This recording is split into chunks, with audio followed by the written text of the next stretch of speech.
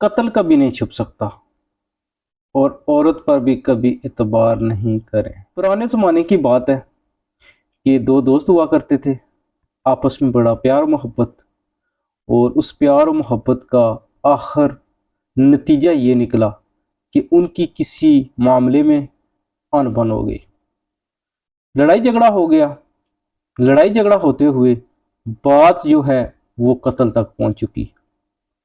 आखिर एक ऐसा दिन आया कि बुलबुलों वाली बारिश लगी हुई थी और एक दोस्त ने दूसरे दोस्त को वीराने में जाकर उसका गला दबाया और उसको मौत के घाट उतार दिया। इस शदीद बारिश में उसका जो कत्ल का गवाह था वो या तो मेरा रब था या फिर वो बारिश थी। वो सियाने कहते हैं ना कि कत्ल जो है वो कभी छुप नहीं सकता। तो उस वक्त जो कातिल था उसकी तकरीबन जो उम्र होगी वो लगभग 25 से 30 साल, लेकिन जब वो 65 या 70 साल का हुआ वो दादा बन चुका था। 70 साल की उम्र में वो 35 साल पहले का जो मामला था, वही माहौल, वही बारिश और वही बारिश के बुलबुले। जोर से उसने आह भरी। बेगम ने पूछा कि आज आप अफसरदा क्यों हैं? आपने आह क्यों भरी? आज मैं आपसे पूछ कर ही रहूंगी। बूढ़े ने कहा कि बात यह है कि वैसे मुझे एक बात याद आ गई है, तो बचपन की जवानी की बात, तो बस मुझे उस बात पर बड़ा अफसोस हो रहा है कि वो काम जो है वो मैंने नहीं करना था, सो मैंने वो किया। अब औरत जो होती है उसकी खूबी समझ ले या खामी समझ ले, वो ये है कि वो एक किसी बात में पड़ जाए तो वो अपनी बात जो है वो मनवाने की भरपूर कोशिश करती है। तो उसने आखिर मनवा ही लिया। बूढ़े से कहा कि आप वो जो बात है वो मुझे बताएं, मैं किसी को नहीं बताऊंगी। आपकी जो परेशानी है उसको मैं दूर करूंगी। बूढ़े ने कहा कि आप पहले प्रॉमिस करो, वादा करो कि आप किसी को नहीं बताओगी।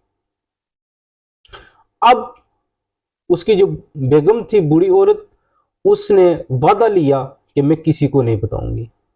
अब हुआ ये कि उसने कहा जी कि आज से 30 या 35 साल पहले मेरा फलां दोस्त हुआ करता था और उस दोस्त को मेरी किसी बात पर उसके साथ नाराज़गी हो गई और मैंने शदीद ये बुलबुलों वाली जो बारिश थी वो लगी हुई थी और मैंने उसे कत्ल कर दिया।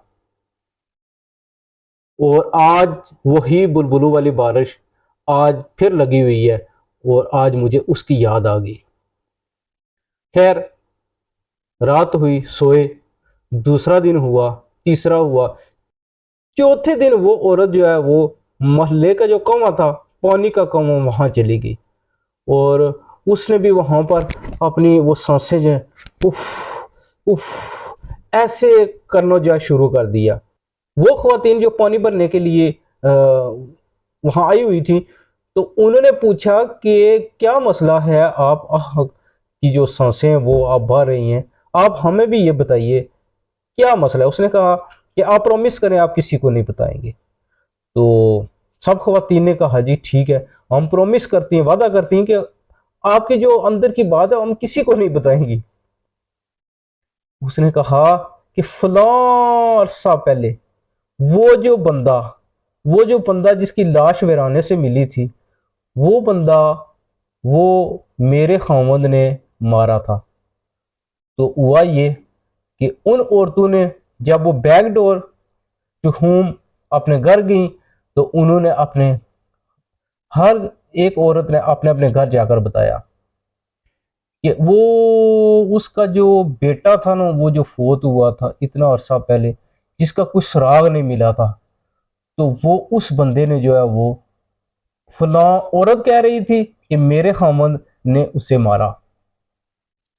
अब नतीजा ये निकला, जो उस वक्त के जो कानून नाफज करने वाले अदारे थे उनके पास पहुंच चुकी। और फिर यह हुआ कि पूरा गांव इस पर इकट्ठा हुआ और अदारों ने उसको जकड़ लिया और उसको सज़ा दी। तो आज की जो स्टोरी है उसका जो नतीजा कि कत्ल कभी नहीं छुप सकता और औरत पर भी कभी एतबार नहीं किया जा सकता। मुझे उम्मीद है कि आज का व्लॉग आपको ज़रूर पसंद आया होगा।